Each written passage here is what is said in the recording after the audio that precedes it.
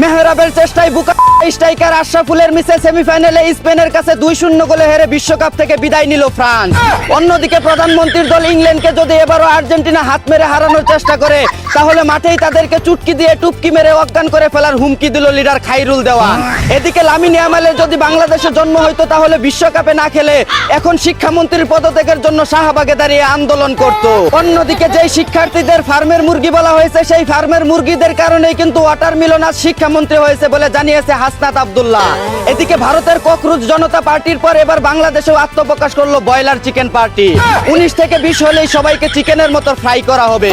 অন্যদিকে ফ্যাশন ডিজাইনের নামে বেডা আক্তার, বেডি সাজা, এডলব খান ও রুমি করিম নামের দুই বান্দির পুত্রে ধরে চিড়িয়াখানায় বন্দী করে ডোনাল্ড ট্রাম্প মহিষের সাথে সব করানো দরকার। এদিকে মুখের পর্দা করে বুকের টিউমার দেখিয়ে চিকিৎসার জন্য সোশ্যাল মিডিয়া থেকে 300-500 করে অনুদান তুলছে এক ভুসকি মাতারি।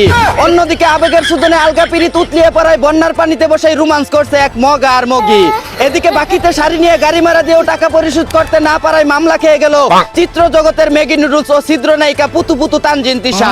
অন্যদিকে কাতারে থাকা ভাতারকে তালাক দিয়ে পিরিত করা লাঙ্গের বাড়ির বিয়ের দাবিতে পাক্কা সিঁড়িতে বসে অনশন করছে এক 12 লাংনি। এদিকে বৃষ্টিতে ভিজে পরীক্ষার হলে যেতে পোলাপানের যত সমস্যা হয় কিন্তু রাত বিরাতে 7 সমুদ্র 13 নদী পার হয়ে গার্লফ্রেন্ডের কাছে যাইতে কোনো সমস্যা হয় না বলে জানিয়েছে সেফাতুল্লাহ সেফুদা।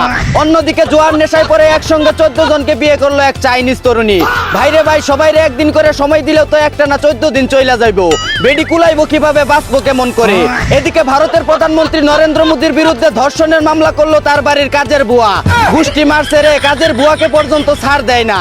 না জানি দিল্লিতে থাকা তার স্ত্রী কত জুলুম অত্যাচারের মধ্যে দিয়ে দিন পার করছে।